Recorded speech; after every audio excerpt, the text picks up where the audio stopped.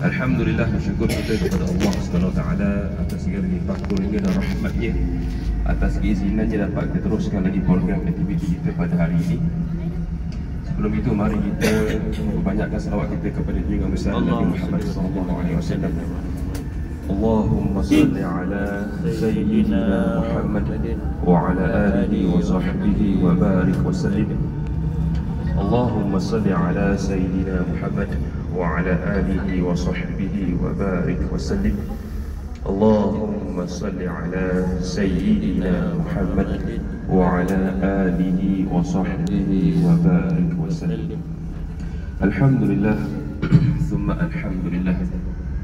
Seperti mana yang kita biasa dengar, yang sering saya ulang, sekali kita berselawat kepada junjungan besar Nabi Muhammad SAW, Allah SWT akan berselawat kepada kita sebanyak 10 kali ganda.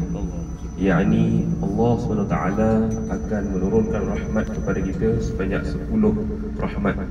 Allah akan menghapuskan dosa kita sebanyak 10 dosa kecil, dan Allah mengangkat darjat kita sebanyak 10 kali darjat.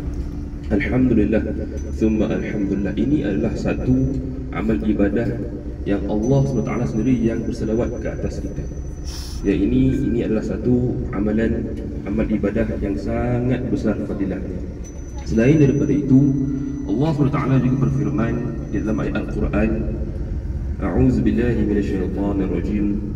Innallaha wa malaikatahu yusholluna 'alan nabi ya ayyuhalladzina amanu shallu 'alaihi sallu alaihi wa sallimu taslima.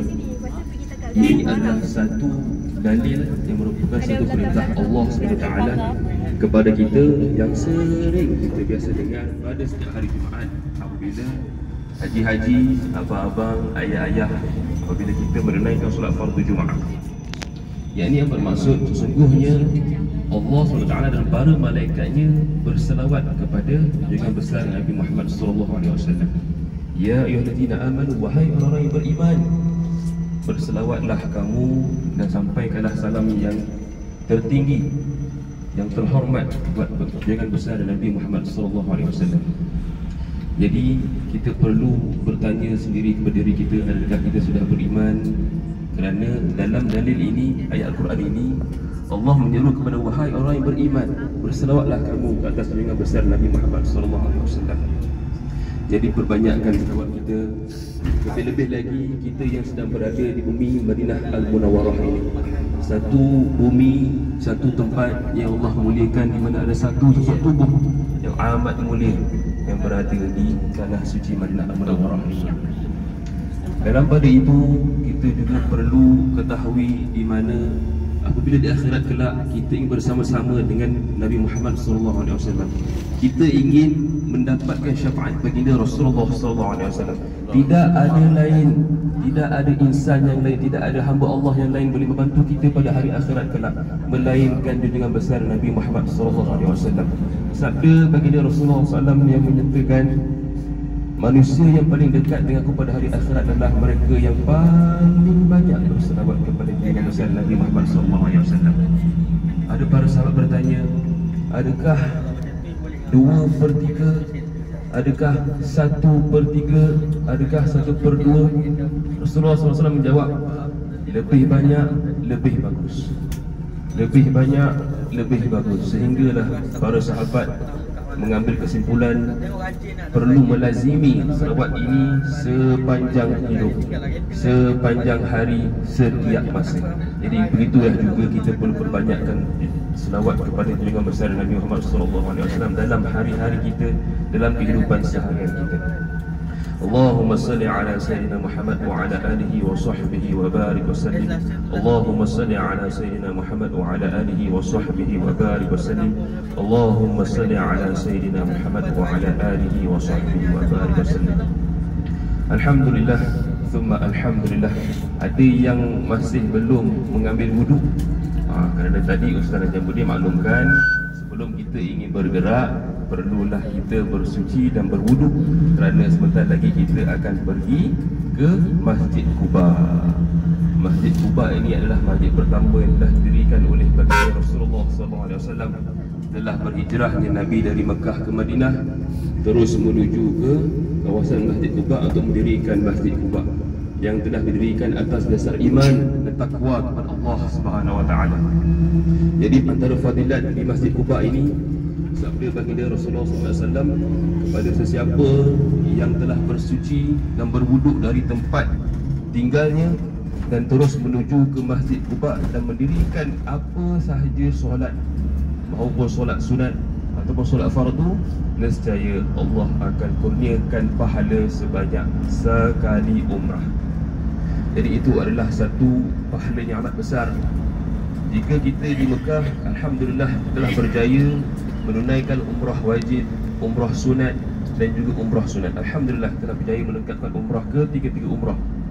Di Madinah juga, alhamdulillah, walaupun tidak ada Kaabah, walaupun kita tidak tawaf, walaupun kita tidak sa'i, alhamdulillah Allah mengurniakan juga pahala umrah buat kita.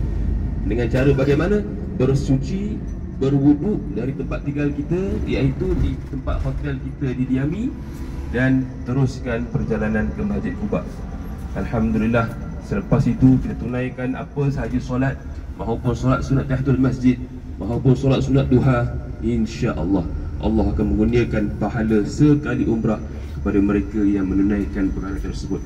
Alhamdulillah, ini semua adalah satu rahmat Allah SWT kepada kita sebagai tetamu Allah SWT.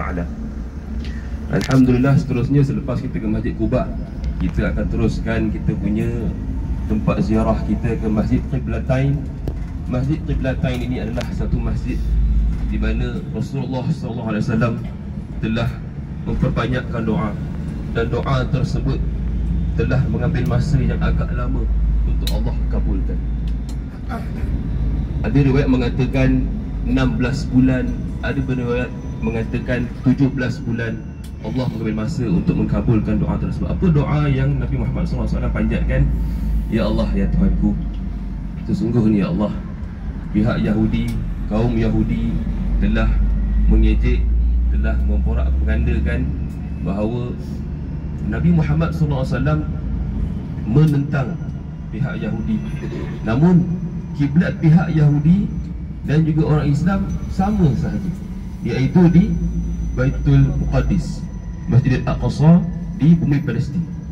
Jadi Nabi Muhammad SAW teruskan berdoa sehinggalah bulan yang ke-16, bulan yang ke-17 Allah SWT kabulkan ketika Rasulullah SAW ada berhak mengatakan sewaktu menunaikan solat fardu zuhur ataupun solat fardu asar, 2 rakaat yang pertama Nabi Muhammad SAW mengkiblatkan Baitul Muqaddis, dan 2 rakaat yang terakhir Rasulullah SAW berpaling 180 darjah dan memalingkan kiblat ke Masjidil Haram, Kaabah, iaitu kiblat kita sehingga pada hari ini. Alhamdulillah. Jadi apa yang kita boleh belajar daripada peristiwa sejarah tersebut, kita jangan berputus asa daripada berdoa kepada Allah SWT. Hal ini demikian kerana Allah yang terbaik dalam melaksanakan apa saja perancangan kita. Manusia ini hanya mampu merancang, tapi perancangan yang terbaik adalah daripada Allah SWT. Sebagai contoh, kita merancang untuk nak dapatkan pangkat sekian, kita merancang untuk mendapatkan sekian benda, sekian perkara. Namun Allah SWT yang mengetahui segalanya.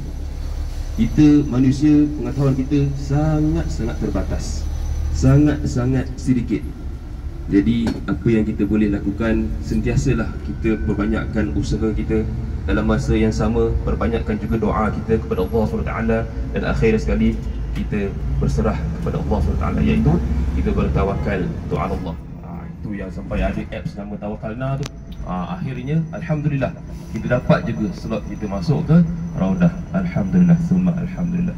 Ini semua rezeki daripada Allah SWT yang patut kita sentiasa syukuri, yang sentiasa kita perlu memuji Allah SWT. Seterusnya dalam masa yang sama juga kita akan melalui satu masjid yang dinamakan Masjid Ijabah. Masjid Ijabah ini juga antara peristiwa sejarahnya, sirah Rasulullah SAW, tempat Nabi Muhammad SAW mendirikan solat dan berdoa kepada Allah SWT dalam 3 perkara yang Nabi Muhammad SAW mohon kepada Allah SWT. Permohonan yang pertama, ya Allah, ya Tuhanku, janganlah Engkau seksa umatku dengan kelaparan. Alhamdulillah, Allah telah memakbulkan permintaan yang pertama, iaitu alhamdulillah, hari ini umat-umat Nabi Muhammad SAW, alhamdulillah, tiada yang sampai kelaparan. Doa yang kedua, Rasulullah SAW panjatkan kepada Allah SWT, ya Allah, ya Tuhanku, janganlah Engkau seksa umatku dengan penyakit. Alhamdulillah, Allah bantu makbulkan doa tersebut. Namun doa yang ketiga yang Nabi Muhammad SAW doa dalam masjid ijabah adalah, ya Allah, ya Tuhanku, janganlah Engkau menjadikan perbezaan pendapat dalam kalangan umatku. Doa yang ketiga ini Allah SWT tidak memakbulkan dan berlaku sehingga hari ini. Berlaku sehingga hari ini. Terlalu banyak percanggahan pendapat, terlalu banyak pertelingkahan, sehingga berlakunya yang paling besar sekali peperangan, pembunuhan, asbab daripada perselisihan faham.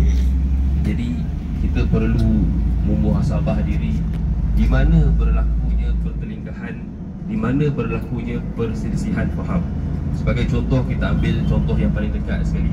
Jika berlakunya perselisihan faham dalam kalangan ahli keluarga kita, kita perlulah mencari satu solusi yang amat berkesan. Sebagai contoh, jika dalam kalangan adik-beradik kita yang telah lama perselisihan faham, jika dalam kalangan rakan-rakan sekerja kita terlalu banyak perselisihan faham, kita ambillah langkah yang terbaik. Yang pertama, jika kita mampu untuk mengubahnya dengan tangan, kita mampulah untuk mengubahnya dengan tangan. Jika tidak mampu kita mengubahkan dengan tangan, kita cubalah untuk mengubahnya dengan lisan kita, berkata-kata, kita bernasihat. Dan jika tidak mampu dengan tangan, jika tidak mampu dengan lisan, kita mulakanlah dengan hati. Janganlah sampai kita memutuskan silaturahim kita antara umat-umat Islam ini. Kerana apa? Kerana Allah melaknatnya, Allah memarahinya. Allah mengatakan kepada mereka yang memutus silaturahim antara rakan-rakannya, antara saudara maranya melebihi daripada 3 hari, maka dengan itu Allah akan murka kepada umat Nabi Muhammad SAW tersebut. Jadi kita ini perlu perbanyakkan menghubungkan silaturahim antara satu sama dan lain. Antara sunnah yang paling dianjurkan adalah kita sentiasa menyampaikan salam antara kita. Assalamualaikum, Assalamualaikum, Assalamualaikum. Kerana itu adalah antara sunnah yang dianjurkan oleh baginda Rasulullah SAW. Sebagaimana Ustaz Najamuddin maklumkan, menjawab salam itu adalah wajib. Jadi perbanyakkanlah selawat kita kepada Junjungan besar Nabi Muhammad SAW. Dalam masa yang sama juga kita perbanyakkan juga salam kita antara satu sama dan lain. InsyaAllah, mudah-mudahan moga Allah sentiasa merahmati dan memberkati hidup kita sehingga ke akhir hayat kita. Dalam pada itu juga kita akan teruskan juga kita punya tempat ziarah kita, aktiviti ziarah kita pada pagi ini ke Bukit Uhud, Jabal Uhud. Dalam masa yang sama juga kita akan menziarahi pemakaman para syuhada Uhud. Dalam masa yang sama juga kita akan teruskan ziarah kita di Jabal Rumat, Jabal Pemanah. Jadi banyaklah antara sirah peristiwa sejarah yang kita akan menyelusuri bersama-sama. Seterusnya kita juga akan menziarahi satu ladang kurma. Satu ladang kurma, iaitu dinamakan tempat tersebut Aryaf Taibah. Aryaf Taibah ni tauqir besarnya kepunyaan orang Malaysia. Kepunyaan orang Malaysia. Ada yang saya dengar rasanya dari Kelantan ke, tak silap saya Ustaz namanya Haji Mukram, tak silap saya, Haji Mukram Faiz. Wallahualam, nanti ada rezeki kita bolehlah berjumpa dengan kepunyaan ladang Aryaf Taibah tu, insya-Allah, mudah-mudahan. Dan pada sebelah petang pula kita akan bersama-sama menghadiri ceramah dan juga bacaan Yasin dan Tahlil, insya-Allah, di tempat hotel, mungkin hotel yang sama ataupun hotel di tempat yang lain. Nanti kita akan maklumkan dari masa ke semasa. Dan insya-Allah kita perbanyakkan lagi selawat kita kepada junjungan besar Nabi Muhammad SAW Allahumma salli ala Sayyidina Muhammad wa ala alihi wa sahbihi wa barik wa sallim. Allahumma salli ala Sayyidina Muhammad wa ala alihi wa sahbihi wa barik wa sallim. Allahumma salli ala Sayyidina Muhammad wa ala alihi wa sahbihi wa barik wa sallim. Alhamdulillah. Summa alhamdulillah. Ada yang masih belum sempat membaca doa selepas makan, insya-Allah masih lagi boleh membaca doa selepas makan. Bismillahirrahmanirrahim. Alhamdulillahilladzi at'amana wa saqana wa ja'alana minal muslimin. Amin ya rabbal alamin. Alhamdulillah ya Allah, kami bersyukur kepadamu ya Allah atas segala limpah kurnia dan rahmat-Mu ya Allah. Kami bersyukur kepadamu ya Allah atas segala rezeki yang telah Kau kurniakan kepada kami semua ya Allah. Alhamdulillah, segala puja bagi Allah yang telah berikan kami makan dan minum serta jadikan kami dari orang-orang Islam. Amin amin ya rabbal alamin. Alhamdulillah, syukur. Bagaimana nasi lemak pagi tadi? Alhamdulillah. Sangat terbaik ya. Itulah antara kelebihan kita. Di Mekah kita dapat Ibtisam Catering, di Madinah pun kita dapat nikmati Ibtisam Catering. Alhamdulillah, ini adalah antara rezeki Allah SWT yang patut kita sentiasa syukuri, kerana Allah sentiasa melimpahkan rezeki dan nikmat kepada kita. Alhamdulillah.